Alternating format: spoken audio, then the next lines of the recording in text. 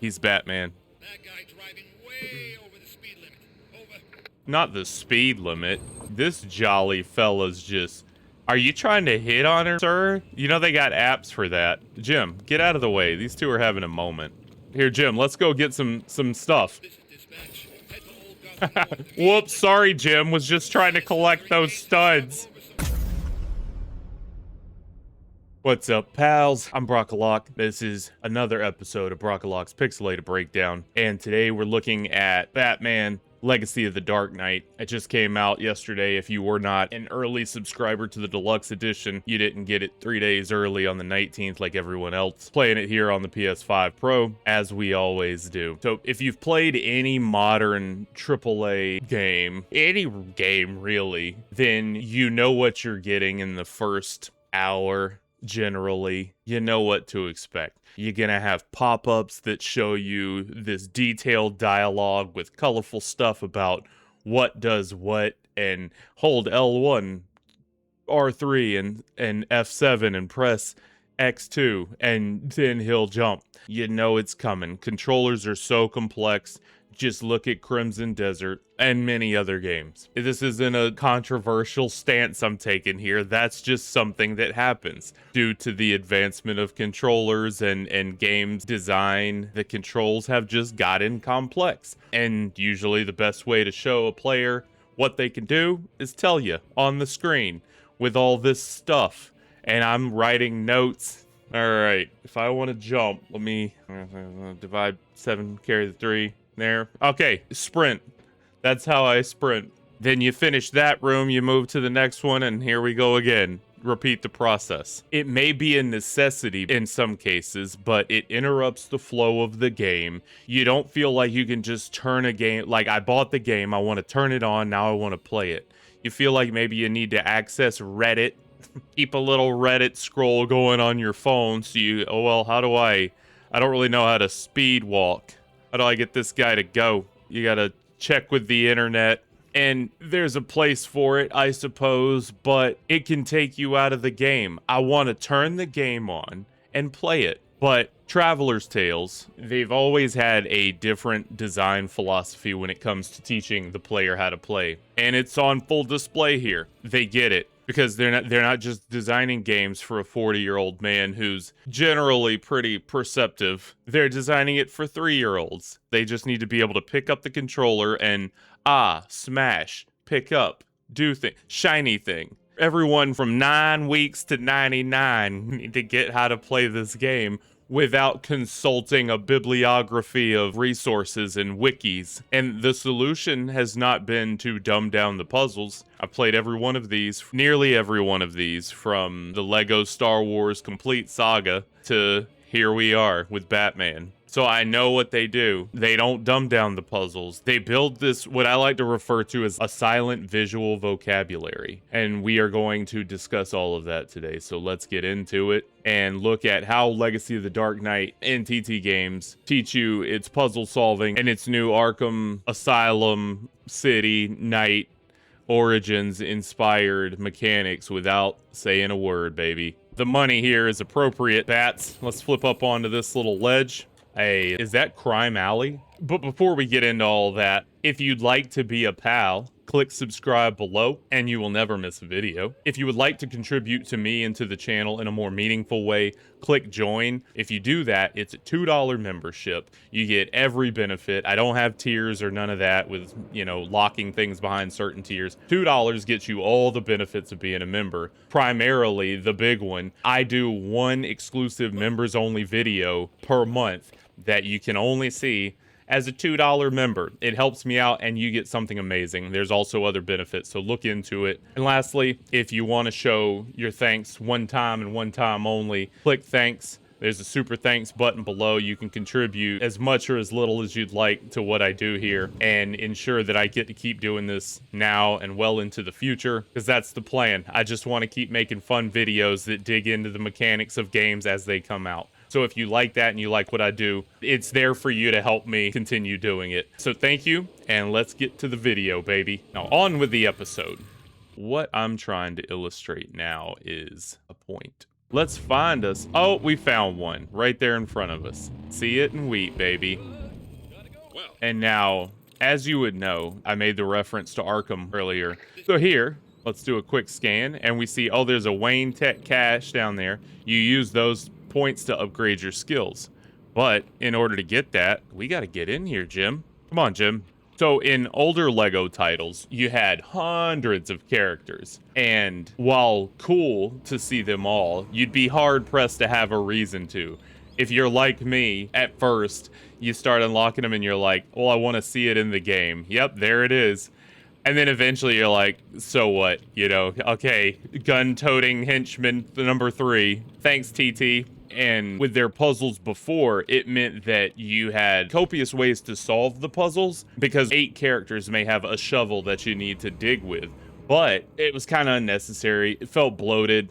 It was great. Don't get me wrong. I wasn't ungrateful, but they decided to refine things. And now it appears you only unlock this many characters. I've got Batman and good old Jim Gordon here, and I don't know who these are. Presumably cool people. I guess Robin's in there somewhere. We'll find out. But as it stands, because the roster is smaller, they have deepened your access to tools and what tools each character can use to solve these puzzles. So Batman has a batarang. You can't see because my head's in the way, but if you push left and right on the D-pad, you switch between the two. Left is my batarang and right is my grappling hook. This is my batarang. And this is my grappling hook. There you go. Then, from there, good old Jimbert has a foam gun. Can't foam up the rat. He's got 3 shots. Basically use that to clog up the works and stuff. And then my favorite is this bouncy bullet thing, which just decimates any breakable around you. Making it so you're not doing this monotonous, because they know this gets old. To some people. I've platinumed like 5 of these Lego games and I'm working on Indiana Jones right now in addition to this one. I love the concept of smashing things and picking up things, and that's what they give you in spades. But with Jim, they're like, well, here, just shoot this little bouncy ball. I wish I had an area with a bunch. Let's see. Just smoking them. And they've increased the time that they delay before they disappear. So you've got time to sprint around and grab everything. It's amazing. But I digress. That's just a tool. So because the character count is fewer, they have been able to deepen, lost my puzzle. They've been able to deepen their skill sets per character. That means that you no longer have to, which character can do this? Well, I know what character does it. I've got 2 of them. And I know who does it. I respect that about it. But they've still found ways to give you many options because they've given you clothing items. And you can still kind of accessorize. Oh man, why am I running with the basic The Batman? And I'll explain the color. The color is because I have, see, that's his basic. But I have these red modifier bricks that I've found that give you different things for your, you'll see, like your glider trail and stuff change. But it basically changes the color. I want this one because money flies out. Let's do that one. But you change the base look. So Bronze Age Batman, Golden Age, his very first appearance, and he would have purple gloves. So you see the colors would be different. Let's go with Batman Begins. Yeah, buddy. That's our Christian Bale, our favorite. And then you can also do the same for vehicles. So they still give you that deep unlock system with customization. It's just not to the point where you don't know how to solve your puzzles because you've got so many characters who can do so many, but they can only exclusively do 1 or 2 things. They've narrowed it down to make it easier for you to suss out what the puzzle is asking you to solve. And of course you can do this with your mobiles. Okay, yeah, it is from the Batman. I was right. I'm going to keep it black. And then Jim, you can do the same thing. He's got some sweet outfits. Hey, the very first Jim Gordon, need I say less, baby. Oh, and then you can make him money. No, we're going to stick with it. We're going to stick with it. And then he's got a few vehicles. Again, you can color scheme it with your modifier bricks. But I digress. All right, Jim, we got problems to solve here. Money, man. All right, so So much digression. I digress, baby. So look here, we've got this puzzle. I walked up. I know what to do because the game trained me on how to do this. They taught me you scan, you look at, you do. Well, as you can see, all the things up there lead to this. I don't have any prompts, but color coding and things of that nature. You know, you hear a lot about the yellow in adventure games where it's like, oh, if you see yellow, climb on it, jump at it. Yeah, but it's necessary sometimes in these games with just copious things to do. Your eye never gets pulled to it. I know I use Crimson Desert a lot recently as an example of how to do it without any of that. But even they learn. It's taken them 8 more patches now, probably more than that, 8 numbered patches after release with some hot fixes and 2 patches that didn't get numbers initially on release to adapt the game to make the experience better for the player. This came out swinging, baby. This was the design initially. And you need the colors sometimes, that you need these identifiers to show you, this is a thing I can fiddle with. So let's fiddle. Can we throw something at it? Nope, it's locked. Can we jump at it? I don't know. Isn't time for what, Batman? So I can fiddle with this, but I've never seen anything like these before. And it says they're locked. So how would I go about unlocking them? Well, I only have 2 characters now. So there's not a lot of time wasting to be had. Nothing is happening when I try the 2 things they can do apiece. So I'm led to believe, this is... You see what I'm talking about? He goes bananas. The hardest part is trying to find where he dropped all the... What he busted. What Jim busted. Also, if you notice in the top right, see that multiplier as I collect them? I've got an upgrade that gets it to a ×3 multiplier, but that's the way studs work now. They force you to collect quicker because you build a multiplier from collecting, and then it makes you want to not stop. So you're like, oh, I gotta go get more. I gotta go. They got it down to a science for the addiction. But again, you're looking at this puzzle and there's nothing popping up. There's no flashity flashes on the UI saying, this is how you solve this. You just kind of fiddle with it. But your options aren't so deep and limitless that you stand here for hours trying to figure out what you can do. Even if I had all 7 characters, well, if I had all 7 characters, I'd solve it. But if I had 4 of them, you can scroll through their skills pretty quick and figure it out. But the hand holding is still limited, and it still provides that sense of discovery and fun.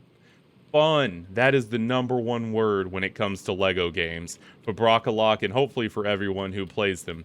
These Lego games provide this sense of fun that is missing from so many games that want you to fail or, and again, those types of games have their time and place, but the fun that's provided here through just that sense of discovery and puzzle solving within this huge environment. So watch, I want to see my money. Watch this. See, because I have that red brick on, he's got the money flowing. Oh, Bruce Wayne, baby. If this doesn't sum up the Bat, I don't know what does. Hey, we went corporate, baby.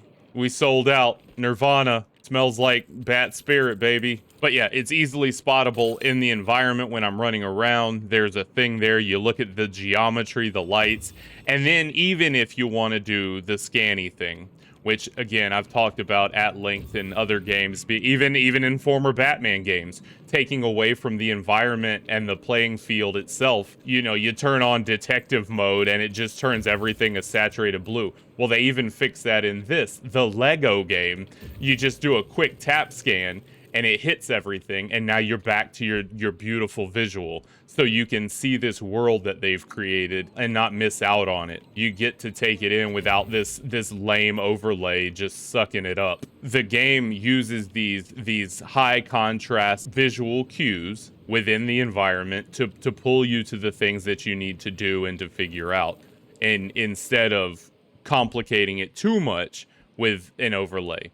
Yes, I know you can go into options in nearly every game and restrict the HUD. I get that. I like to talk about these games at their default because that's the design that was in mind when they put it together, that they wanted everyone on the player end to receive the experience with. I get that you can turn the things off. But if you do, you're messing with the design. Most likely they didn't design it with the HUD off and then say, okay, stick the HUD in, guys, and see how that fares. No, they did the opposite. Hey, let them take it off if they want, but we've designed it this way. So I like to look at games the way they were designed to be. And the design here is minimal HUD with visual cues within the world. And that's something TT Games does really well and has done exceptionally well here. In this huge open world, you gotta have things that pull the eye. I've discussed it to death with Crimson Desert, and we're seeing the same concepts applied here to show that it's not a novel idea. It is something other game companies do, and TT Games has done it well. And this isn't something I'm just now learning 5 hours into the game. The game taught me this within the first 10 minutes. You're doing the prologue, which is lengthy. The prologue's like 2 hours. The prologue and the first chapter, which are very much tutorials that don't do tutorial-y things. Like, there are a couple of pop-ups to let you know that you have a guide that you can access. It's not outside the realm of having one of these. These are good for reference. And there were pop-ups in like 4 instances to show you, hey, stud combos, that's something you could see from playing, but just to give it a little more texture and a little context, they give you this guide. I don't think that's invasive at all. And there were a couple instances where that popped up, but generally it was like, some studs. Okay, well, if I run into that, oh, I've got this counter going up. Hey, do you see that? I get percentage. Does it go to 2? How many does it take to go to 2? Oh no, it's going down. I gotta smash stuff. Oh, it's going back up again. Okay, so if I smash a lot of stuff, Jim, get on it. Okay, there we go. Oh, we're gonna get 2, maybe. Nope, ran out of stuff. But you develop that through your own gameplay. Let's go handle this, Jim. Boop, boop. Oh, you got fish, chalk. Focus, Jim, focus. He pep talking himself. Focus, Jim. Thud. Oh, he got cracked, son. And I didn't even need a cage. Good work. Hey, there we go. And you get a 2-time modifier. And we saved a citizen. Jim just destructive, baby. Look at him go with his rubber bullet. Jim is gonna outshine Batman if he keeps getting it with his tools like this. And we got another happy citizen. But yeah, so it incentivizes you. It's like, okay, it teaches me that it wants me to collect studs hard and fast without saying, hey, you better go collect those studs hard and fast. It didn't tell me that, but boy, I know it. Because I want to keep that modifier up. And then you start missing everything because you don't want to do anything. I'm just trying to keep that thing to ×3. But I digress. See? And if you know anything about a TT game, baby, you see this and you know there's something afoot here. I don't know what, but can I earn a gold brick? Jim gonna dance with him. Or maybe it's nothing. Hello, good citizen. You want to have a dance-off? Boy, this guy's happy. Come on, bats. And I lost my mod. So you don't want to just go pick those up, right? You're like, nah, I need my 3-time modifier. So you go smashing stuff and then you hit them. And they teach you that without teaching you that. You just kind of inherently pick it up. But there were things in the tutorial that made you realize this. And it wasn't a text message on screen. It was the gameplay. Mario, and I will always refer to the very first screen of Mario Brothers on Nintendo Entertainment System as the way to teach a player through gameplay how to play. Do-do-do-do-do-do. Okay, there's a thing coming at me. It's called a Goomba. I don't know that yet, but I know that now. Okay, well, I can move left and right. If I go right and do nothing... Oh, no, I'm dead. Okay, let's try again. Do-do-do-do-do-do. Go right. Oh, I jumped it. Gameplay taught right there. That's your tutorial. And other games do that nowadays in more defined and subtle ways, and some don't do it so subtly. But TT, baby, they do it over and over and over again. Because I only have 2 tools right now, if I run up on a puzzle within a story mission or out here in the open world, you know, I've seen what Jim's foam gun can do. And now I know when I see one of those things, pop it out and good to go. And if I can't do that, if it looks like something I haven't seen, then I can safely assume, because I only have 4 skills, that it's something I'm going to pick up later and I can move on. I'm not sitting here stuck trying to figure out something I can't solve. And that is good game design, ladies and gentlemen. It's deductive reasoning on my part as the player that has been trained in me by art direction and game design. That's 101, son, and it's not easy. It's not easy to do as a developer. And if a developer gets lazy and just starts throwing things in without doing that, oh, look at that. The eye was caught. I saw that big question mark looking symbol. At least that's what I thought it was. And then there's a thing next to it. Oh, baby, can we climb this? No, we can't. And I hope your brain won't overheat with this little puzzle. I hope not either. And now, see, I'm learning something. That little context clue there with the lock. I saw it earlier on that puzzle we just looked at, and I hadn't really noticed that before. So I just thought it meant the things were locked. No, it means I don't have the skill. So would the character's face pop up that can do the skill? Or would it, what's gonna pop up in that lock? But now I know if I see that, instantly, can't do it. Again, nothing told me that. I'm just deducing. That is good game design, ladies and gentlemen. And I will still get it from people. Oh, that's just how a game is. No, it's not easy to do. You can say, yeah, that's just simple. No, it isn't. So many games get it wrong. Time and again. I do this. This is what I do. I play games. And I'm telling you, I've seen it wrong more times than I've seen it right. PC Games got it right, baby. And this game is amazing. And it's not just the environment itself. You saw me fighting earlier, solving that crime. Let's go solve another. Legacy of the Dark Knight here, it takes a lot of notes and direction on its design from the Arkham games. And nowhere is that more obvious. Oh, isn't that cute? Isn't that special? Look at that. You want to talk about characters in the environment bringing life to the game? Little man's just juggling for no one. For the pigeons? What more do you need to see in a game? That's amazing. But let's go fight these fools. So they do it in the combat system. What was I doing again? I'm sure it'll come back. Ma'am, you're carrying a sausage, so I hope it involves the sausage. I'd hate to know, though, honestly, now that I think about it. Let's think about it less. But they do it even in the combat, not through an understanding of complex button controls, and even like the Arkham games, they simplified it in a way that makes it so everything you need to see is on screen. And your simple mechanics, you understand what to do without thinking too hard. It's contextual and visual. Watch, triangle. I knew that. Now square. Oh, triangle again. Square is my attack. Oh, I can R1 now. And if they didn't just say R1, okay, we got circle because of the thing. It's literally quick time events. As I talked about in Directive 8020, every game is a quick time event. It's just how it's presented. But you've got the beautiful combos. You can incorporate your tools into the flow, the free flow, as they call it. And you can also unintentionally kick Batman in the back of the head. It's actually funnier when he punches Jim.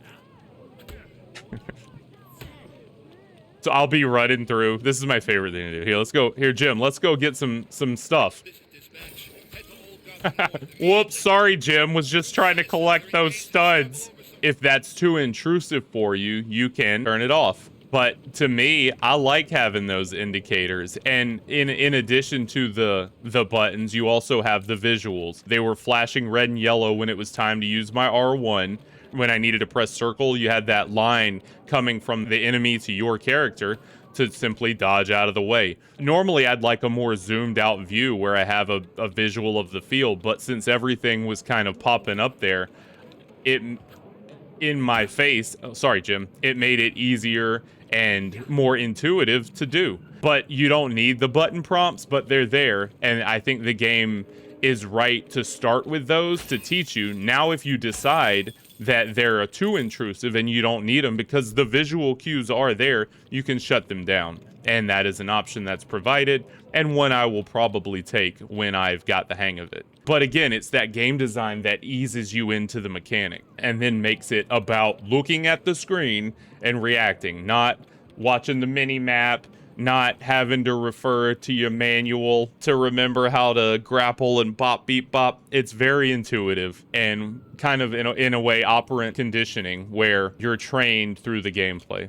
And there are enemy types that will reward me for using other weapons. Those were basic enemies, but eventually tapping R2 with my grappling hook or my batarang, it, you know, is going to be something that eases that enemy encounter, and the game will teach me that as I come up on it through the gameplay, because it's already done it with the batarang and the grappling hook. No, I don't have footage of it, but it happened. Trust me. It did like a slow motion pause and was like, incoming, tap, tap, tap. And then there we go, off to the races. It popped up the prompt and we did it. And now that you have the basics, you can continue to learn the depths of the combat system through just doing combat, as it should be. Good game design. Yes, I know, you can point to copious examples of it being done like this in the past. I'm not saying it's innovative, I'm just saying that it's done well here, and I'm pointing out the examples. Here, I'll show you some bataranging. Gotta focus. Got him unawares. Look at all the money. That's our red brick thing, so we throw some batarangs. And then you get one of these cool maneuvers.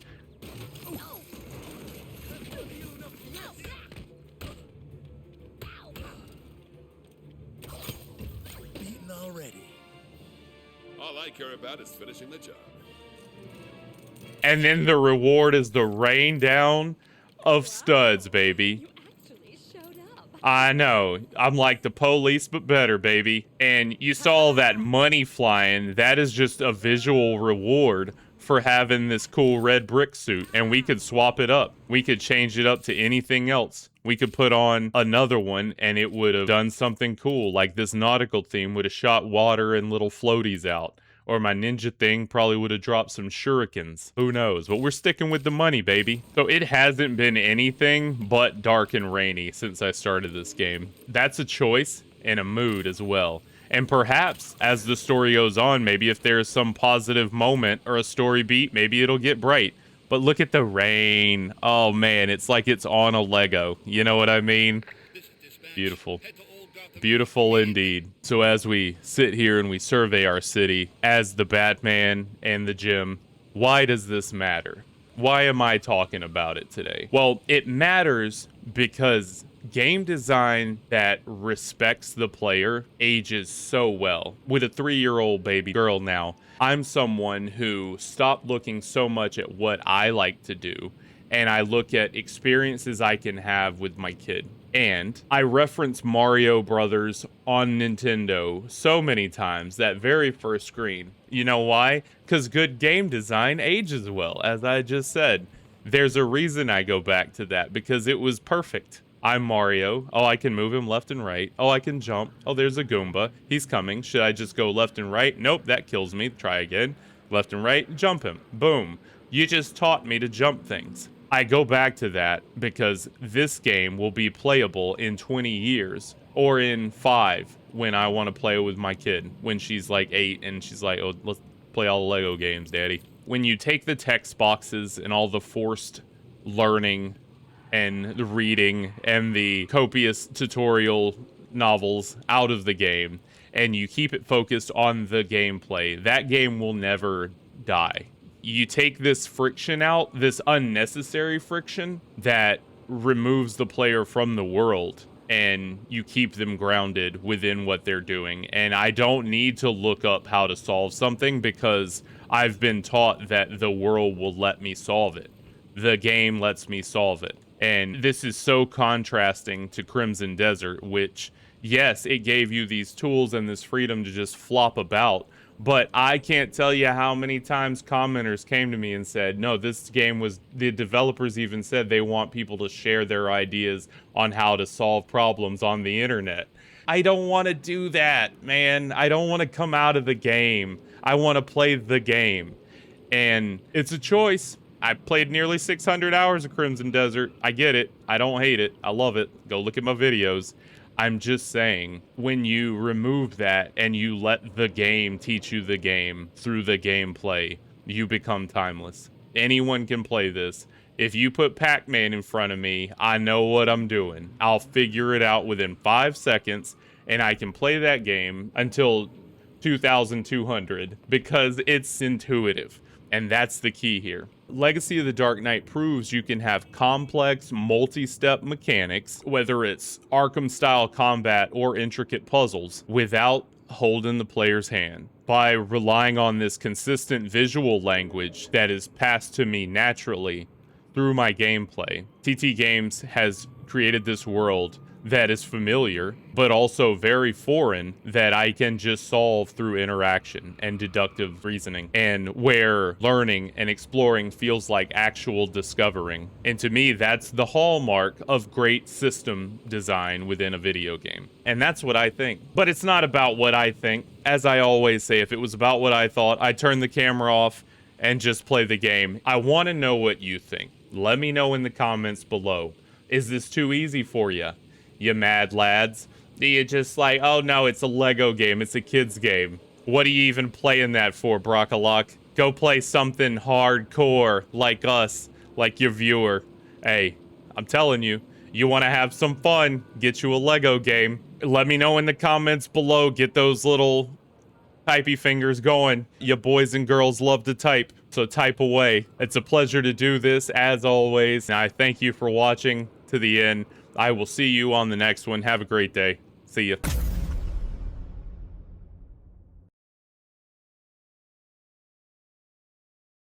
right, so I'm firmly playing it in about chapter 3, I think. Me and old Jim have some gliders, and we're gonna make our way to Ace Chemicals. We had a Batmobile, which is great. Jim has his little squad car. It's so good. If you've ever played any of these, you had an idea what you were expecting, but they've evolved it in a way that just keeps you wanting to play these kind of games, man. That helicopter you're after is currently sat at Ace Chemical Processing Plant.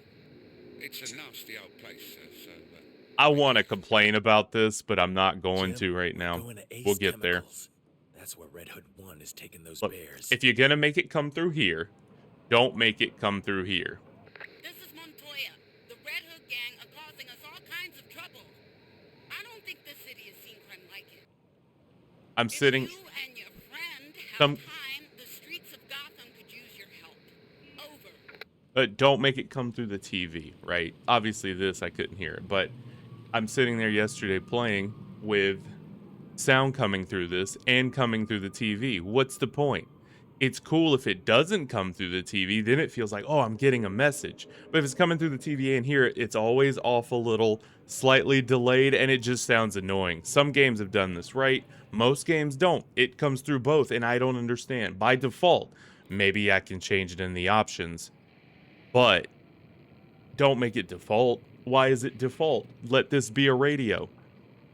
Don't have it come through both. That doesn't make any sense by default. You can turn off the sound from the controller, but I want to turn off the sound from the game, right? I want it to just come through. It just doesn't make sense to have that on at all. Even if I wasn't doing this, it's just annoying because I want to turn it off at the game, but TT, don't worry about it. You've done enough. Have some rest. Have some well-deserved rest and start working on your next game. You gave me a complete game here that does not need 10 patches in the next 2 months to feel like I'm getting my money's worth and that you're that you're respecting my time. You did it already. You have made the game well out of the gate, Perlibus. Wink, wink. Nudge, nudge. You know what I'm saying. Look how clean the UI is in this game. So they got rid of the mini map. There is no little mini map circulating. You've got a compass at the top to orient you, and the compass doesn't even have stuff on it. It's just the compass. They put it within the environment, which to me is way less invasive. Arguably more invasive. I get it. You can have your stance, but to me, I'd rather have that. This is the area I'm looking at. This is where I want the stuff to be. And lo and behold, there it is, a quest that way. A mini map marker that I didn't place. Look at him go, man. Crazy what criminals come up with nowadays. I know, girlfriend. Hey, make sure you drink your soda cola. Does anybody remember DC? What was the online, the MMO with DC? Why can I not think of the name now? But you had soda cola, and that was your way of healing yourself in combat and such. Come on, Jim. Warning all units. Enter quadrant south, Poot Suite. So you're gonna... Mugging? Over. So you're gonna get a lot of those, like, basically Batman has the dispatch, the police dispatch in his cruiser here, which I think this is the Batmobile from the newer The Batman movie with Robert Pattinson, though I don't recall. I remember the movie, but I was kind of snoozing through it. I was on the job at the time and didn't really pay attention to the details, but look at the variety around the city. We're running in performance mode right now because I like 60 frames per second. To me, even if it looks less good, it feels better. Look at Shrek's department store. You've got all the stuff here. I'm looking for Crime Alley. If you're curious, the map is broken up into southern. You've got Tri-Corner Island, southern, the South Island, the Central Island, the North Island, and then the Batcave.